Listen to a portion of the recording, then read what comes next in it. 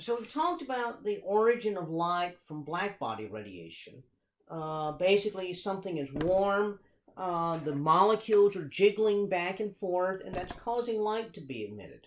You're changing electric and magnetic fields by the molecules moving. There's another thing that can happen, though, and that's what we call emission spectrum. Uh, the emission spectrum, and this is where it works better if you actually have a demo in class, which I normally do, and that shows this tube, and we look at it, only certain colors of light are given off. So it's a tube with a gas in it. You excite the gas, and it only gives off certain colors. Now your eye tries to put all those colors together into like one color, but you can actually put it through something and break it out and see that you really have different colors of light. Okay, so what's happening here is that you have an electron in an atom, and the electron normally wants to be at a low energy level, and if you bump it up to a high energy level, it's going to go down. But it can't just spiral down, it jumps from one energy to the other. Well, light carries energy, so when it jumps from one energy to the other, it gives off light. Okay, and so if it jumps from one level to another level, it gives off a certain wavelength of light, goes to another level, a different wavelength of light. Well, the wavelength of light related to the color of the light, and the bigger the jump, the shorter the wavelength, because shorter wavelength means higher energy. And so it turns out it works both ways. It absorbs light of only certain colors. So that means if you have a gas and you shine light through it, it's going to absorb certain colors of light. Or if you have this gas and it just gives off light, it gives off certain colors of light. And so there are gas discharge tubes that do this. That you just excite them, and the electrons go to high energy. And when they come down, they give off certain colors of light. And the colors of light they give off depend on the spacing of the possible electron shells in an atom. Okay, so for hydrogen, the electrons going from high energy all the way down to low to the bottom energy level we call the Lyman series. The Lyman series is primarily ultraviolet light. The Balmer series is visual light. The Paskin series is mostly infrared light. And so this is for hydrogen. And so that means the electrons go there, or they start. If they start at the bottom level and go up, they absorb ultraviolet light. If they start in the middle level, at second level and go up, they absorb visual light. If they start in the third level and go up, they absorb infrared light. Okay. Now this makes more sense, in class. I'm having trouble explaining really how this would work, but imagine that you have a spectrum, which is what we call, a rainbow of colors, and you just take out certain colors of light. Well, that's what would happen if you were to shine white light through a gas here like this. It would absorb only certain colors of light. And so there'd be these dark lines if you were to look at the rainbow of light that comes through. On the other hand, if the gas was just allowed to give off light, it would give off exactly those colors of light. And so that's the difference in emission and absorption. Emission spectrum absorbs certain colors of light. Absorption spectrum, it gives off, rather, emission spectrum, it gives off certain colors of light. Absorption spectrum, it absorbs certain colors. It has to do with the same atoms, so it's the same colors of light. And so you'd have a gas, for example. In fact, some streetlights do this. They just have a gas. You excite the gas to high energy, and the electrons go back to low energy, and they give off certain colors of light.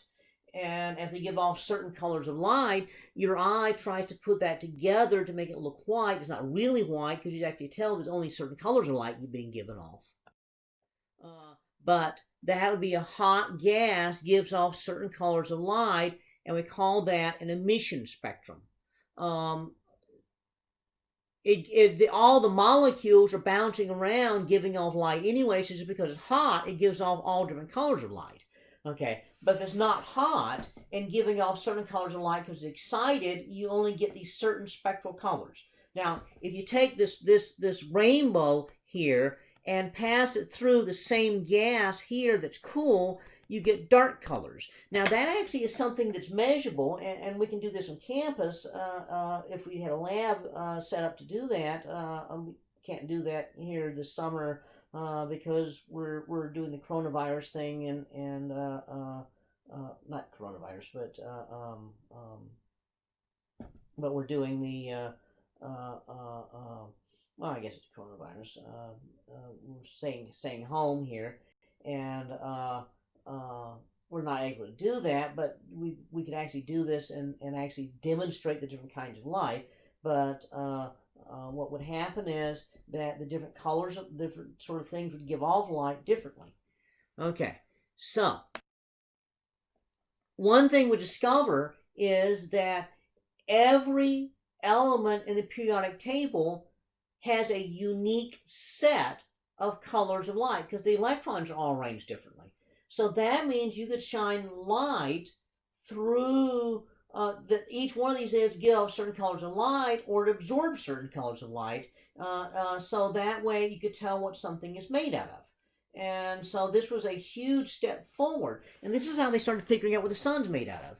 They looked at the sun and they recognized the spectral lines of hydrogen, and they recognized spectral lines of something they didn't know what it was, and they called it helium, named after the sun. It was only later they discovered helium on Earth. And so every one of these elements has a unique spectral set of characteristics. And so you can actually tell what something is by the spectral line. The sun, because the sun's hot, it gives off what we call black body radiation, all the different colors of light, but it is absorbing, the outer part of the sun absorbed certain colors of light, and that absorption spectrum there is due to what makes up the sun. So you can actually pick these things out like a fingerprint, and you can figure out what makes up the sun. And one of the things to discover is the sun is almost entirely made of hydrogen. And the second most common thing that makes up the sun is helium.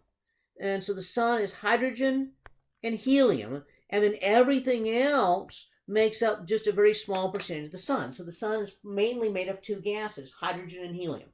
And then we discovered that other stars are also made of hydrogen and helium. Okay. Another thing that you run into with light is fluorescence. And so you get fluorescent light, and what will happen is it's similar to the emission spectrum of light. What you do is excite the gas. What happens is the electrons go to high energy. Instead of going from high energy back down to where they were and giving all the same wavelength, they can share some of the energy with their neighbors, and then they drop back with a different wavelength. And so with fluorescent light, you can absorb, for example, ultraviolet light and then give off visual light, which has less energy. And so that's the idea of fluorescence right there. Since we're talking about light, might as well mention about LED lights, since they're becoming industrially more common. And what happens here is you have electric current going through the semiconductor. And as the current goes to the semiconductor, then electrons are moving through the semiconductor, and they're taking the spot of lack of electrons. In physics, we call this holes. And so they give up energy, and then when they give up the energy, that energy can be visual light. And so LED lights give off visual light by electric current going through there, and that is electrons going in and taking the place of lack of electrons. And so that's what's happening in there. And so they give off certain characteristic colors. In order to get white light out of an LED, you need multiple types of LEDs mixed together to give you the white light.